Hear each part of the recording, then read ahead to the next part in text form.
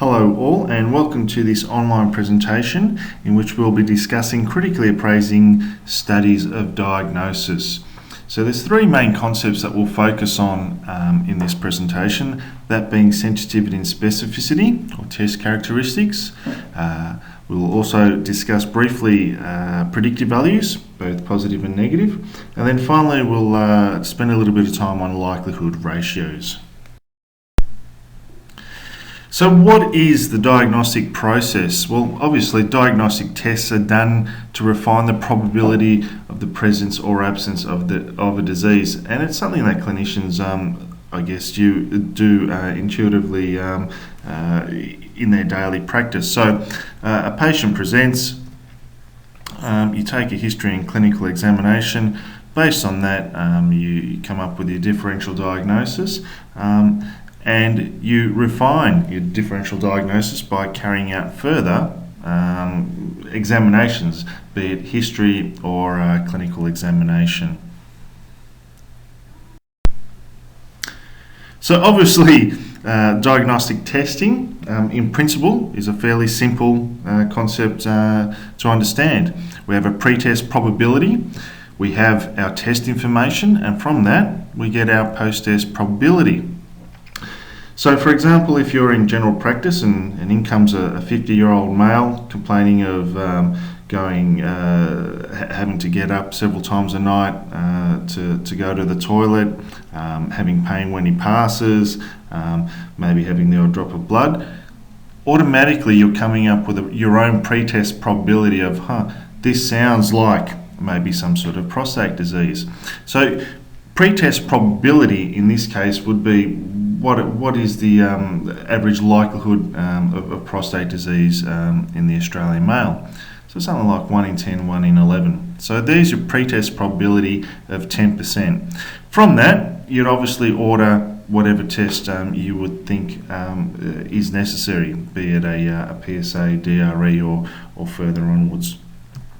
So from that little example, we can identify that our pre-test probability we can ascertain from our own clinical assessment, which is usually based on personal experience, and if that isn't available, obviously published data on the prevalence of a particular disease. So whether we get that from journal articles, Bureau of Statistics, clinical guidelines such as the Red Book for general practitioners.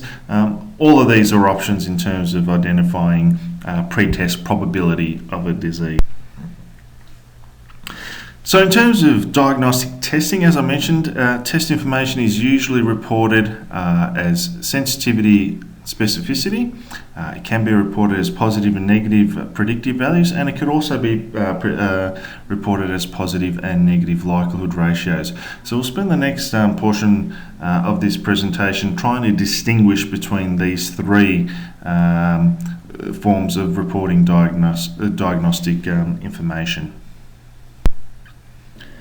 Now, we've put in this picture here, this figure, I guess just to emphasise how much of an art medicine really is, and in this case the art of diagnosis. So let's say we come up with a new test to test for a particular disease. Simple blood test. The big challenge we're going to have is trying to identify, well, what is our cut-off level? What level do we cut off and say that anyone below this level is healthy and anyone above this level may have the disease?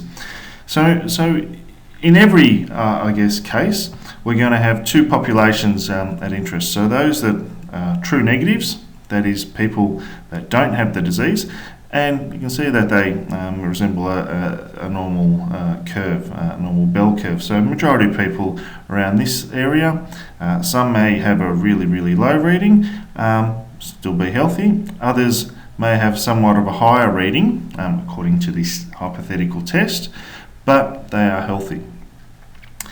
On the flip side, we have people with the disease. So again, the majority of these people will be centered around the median of our bell curve.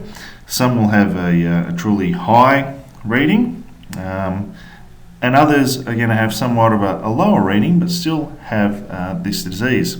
So the problem that we face with most diagnostic issues is identifying a relevant cutoff level. So you could say, well, we've got our cutoff level here.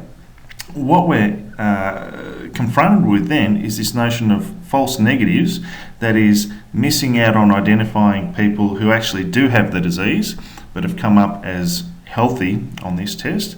And then we also have this issue of false positives, that is picking up these healthy people and diagnosing them as being ill when in fact they're really not, but their test result has just been above this arbitrary factor. Now, we say it's the art of diagnosis in this case because we can hypothetically move our threshold higher or lower. The implications being, if we move it higher, yes, we will reduce our chances of having false positives, but we will also, by moving it forward, also increase the chances of false negatives occurring. Likewise, if we went from here to, let's say, here and shifted it down, we would rule out almost all of our false negatives. However, we would have all this in terms of our false positives. So again, a tricky situation, one which requires, as we said, an art form to a certain. So moving on, we'll firstly discuss sensitivity and specificity, and we'll come back to our famous 2x2 table. So in this case, we've got our disease present and our disease absent, and across this axis we've got our test positive and our test negative. So sensitivity and specificity, we identify for tests with two possible outcomes, that is, you do or you do not have the disease. So once again, we've got our true positives, that is, if the test returns a positive result and you do have the disease, we have a true positive result. If the test returns a negative result and we know that the patient doesn't have the disease, it's a true negative. Okay, so what is sensitivity? So sensitivity is simply the proportion of patients with the disease who have a positive test result. Now, I think the thing to highlight is both sensitivity and specificity tell you how good a particular test is. All right? So they revolve around the test characteristics itself.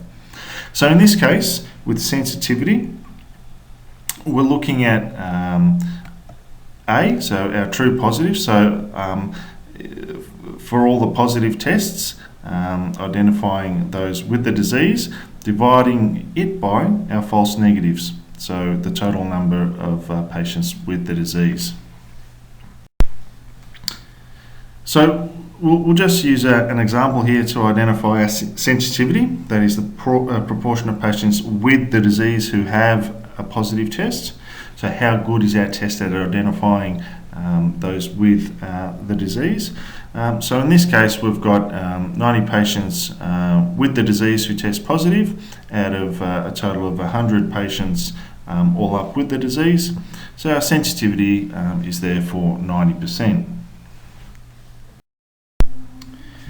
Conversely, specificity. Specificity identifies the proportion of patients without the disease who have a negative test. So how good is our test at identifying those without the disease? So specificity is our true negative divided by our false positive and true negative.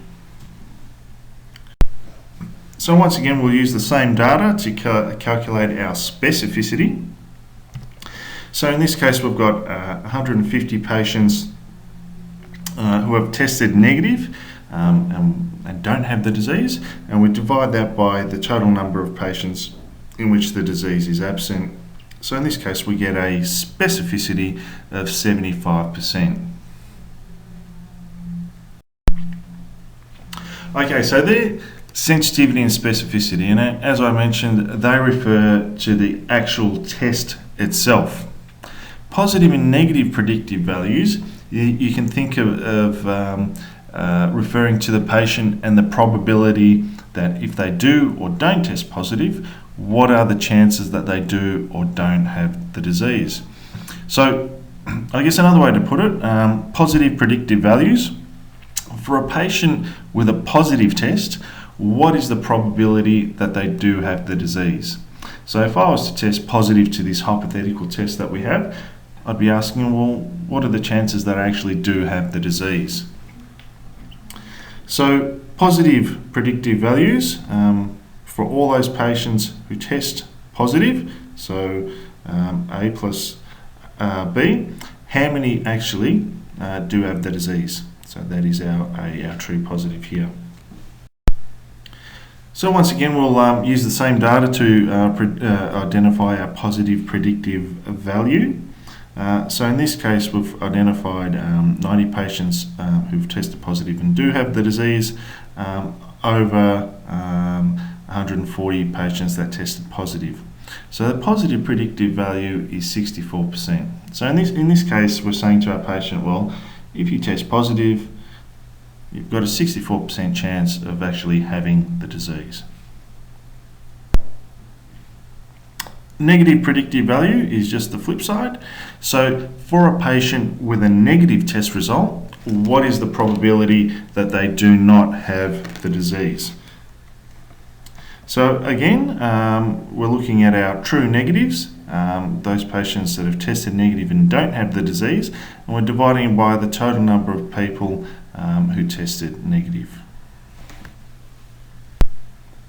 So using the same data again, in this case we've got 150 people that have tested negative and don't have the disease, divided by the total number of negative test results. In this case, our negative predictive value is 94%. So we can say to our patient, well, if you test negative, we're 94% sure that you don't have the disease. Okay, so I guess the thing to emphasise is that sensitivity and specificity tell you how good a test is at identifying a particular disease. Predictive value tells you the post-test probability of having or not having the disease. The only problem with predictive value and predictive values is that it varies with prevalence. So if those particular predictive values have been calculated, let's say here in Australia, that's great. We can use them in our population. However, if they were calculated based on a study, let's say in South America, we would potentially argue that there is no generalisability between that population and our population here, because the prevalence of whatever disease the test was trying to identify may be significantly different between the two populations. And I'll try and explain that over the next slide. So here we have an example of how predictive values can be limited. So let's say we've got our test and we're going to test it in two different populations. So the first population that we tested in, we can identify the following. So our prevalence is 33%, so 33% of all people in this population had the disease. Our test characteristics, so our sensitivity is 90%, specificity is 75%, and our positive and negative predictive values are 64 and 94% respectively. So that's great. So what we want to do now is identify whether the same test, how it performs in a different population. So in this case we've got same test characteristics. The only thing that may have varied is the prevalence of the disease. So if we look in this case, our sensitivity and specificity remain exactly the same. So our test characteristics won't change regardless of which population we're applying it to. However, our prevalence has changed. So rather than it being 33% in this first population, now it has increased to 50%. So because our prevalence has changed, our positive and negative predictive values have also changed. So our test characteristics, in the sense that our sensitivity and specificity will never change, so we can always rely on that. However, depending on the prevalence of the disease, our positive and negative predictive values may change, and hence why it can be a little bit flaky to use those terms in diagnosis. So what do we do if we can't use our positive and negative predictive values? So this is where this other final concept that we'll talk about, likelihood ratios, come into play. So likelihood ratios use the characteristics of the tests and define how much a positive or negative test result modifies the probability of a disease. So there's the formula there. Essentially, there's only two things you really need to know. We have both a positive and a negative likelihood ratio. So a positive likelihood ratio refers to a positive test result. A negative likelihood ratio refers to a negative test result. And we'll use the next few slides to try and illustrate that as well. So our positive likelihood ratio. A positive likelihood ratio can be calculated either way. So it's simply the probability of a positive test result in a patient with the disease divided by the probability of a positive test result in a patient without the disease. So sensitivity divided by 1 minus specificity. Negative likelihood ratios. Probability of a negative test result in a patient with the disease divided by the probability of a negative test result in a patient without the disease. So 1 minus sensitivity divided by specificity in order to ascertain what our negative likelihood ratio is. So what is a good likelihood ratio? Well, you can think of likelihood ratio similar to, well, only in this instance, similar to what you would a relative risk. So if we had a relative risk of 1, we would identify that the intervention is no better and it is no worse than the control. So there's no difference. Similarly, a likelihood ratio of 1 indicates no change. So applying that test will neither significantly increase nor decrease the post-test probability of the disease. So if your test has a likelihood ratio of 1 or close to 1, so whether it be 1.01 or 1.5 or even 2, or even below 1, so being 0.9, 0.8, it's really going to result in no change. So there's no real benefit in applying that test. Conversely, if we have a likelihood ratio above 1, that is closer to 10, so any likelihood ratio above 1 we refer to as a positive likelihood ratio. So if we have a likelihood ratio approaching 10, it is associated with a large increase in the post-test probability of the disease. So the larger the likelihood ratio, so 10 or above, the more certain we are of the test result, and the more certain we are that the actual test is a good test at diagnosing or ruling in the disease.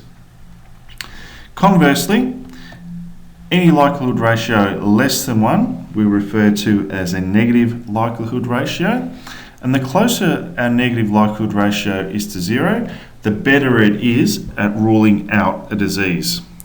So a positive likelihood ratio of 10 or above is useful at ruling in the disease. So if our patient tests positive, we can rule in the disease or thereabouts. And our negative likelihood ratio, the closer it appears to 0, the better the test is at ruling out the disease if the test is negative. So last couple slides, I just wanted to illustrate this lovely figure, which we refer to as a nomogram. So how do we use a nomogram? So on this left-hand side down here, we've got our pre-test probability. So what are the chances, or what is the probability that we think our patient has in terms of the disease? So it ranges from 0.1 all the way up to 99%. I'm sure that a patient's got the disease. Down the middle, we've got our likelihood ratios. So as you can see, likelihood ratio of 1, anything above that is our positive likelihood ratio, anything below that is our negative likelihood ratio. And then over here, we've got our post-test probability, starting at 0.1 and going all the way up to 99. So we'll run through a hypothetical example. So let's say we've got a particular disease, and we know that the prevalence of the disease in the community is 2%. So what we would do is put our prevalence, our pre-test probability at 2 on the left-hand side. Next step, let's say we've got our new test and we've identified that a positive likelihood ratio is 20. So if our patient returns positive, this is the likelihood ratio for it. So we put 20 in terms of the likelihood ratio. And then finally, in order to calculate our post-test probability, or our positive predictive value, if you want to think of it that way, we simply just draw a line between the 2 points. And if we do that, we get our post-test probability. In this case, the post-test probability or probability of having the disease has risen to 35%. So you can see that this particular test, even just by looking at this likelihood ratio, we know that if our patient tested positive, their chances of having the disease would significantly increase, which it has. So it's gone from 2% up to about 35%. Okay, so finally, let's run through an example. So what we've got in this table are some key likelihood ratios for patients admitted for suspected myocardial infarction. So we've got 3, I guess, tests, if you want to call it from that perspective. So we've got our medical history, we've got our physical history, and then we've got an actual clinical examination, if you will. So just by looking at this table, I guess the first thing that is striking is that all of these tests individually, the medical history and even the physical history, are pretty poor tests. If you were to strictly apply the rule of any likelihood ratio close to 1 or 1 is a poor test, individually these tests are quite poor. And this is where I guess your intuition and experience come into play, because you wouldn't just use one of these tests by itself, but you'd use it in combination. And hopefully over the next couple of slides we can demonstrate why likelihood ratios are so useful in predetermining a series of diagnostic tests before actually going out and spending time, money, resources, etc. in performing tests that may or may not alter the outcomes down the track. So in the first instance, we've got crushing pain as a scenario. So we've identified that the pretest probability of having a heart attack is in the range of about 7-odd%. By itself, the likelihood ratio was just above 1. So by drawing a line between the two, our post-test probability has gone up a little bit. So it's gone from 6 to 7% up to about 10%. Next test that we would do, and the key here is because our patient has already tested positive to one test, their pretest probability is no longer the initial presentation, it is now what it was from this first test result. So the first test result jumped up to 10%, so our pretest probability in performing our second test is now at 10%. The likelihood ratio is closer to 2. Pulling it together, we then get a post-test probability of testing positive to radiation of pain approaching the 15% mark. The next test we had was sweating. Again, in its first instance, likelihood ratio of 2. You wouldn't think it was a great test. However, our pre-test probability has now increased, so around 15%.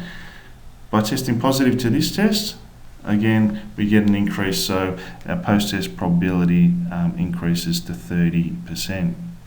So you can see just by testing positive to these three tests, we've gone from a probability of having the disease of 6 to 7% all the way up to 30%, just based on these three simple.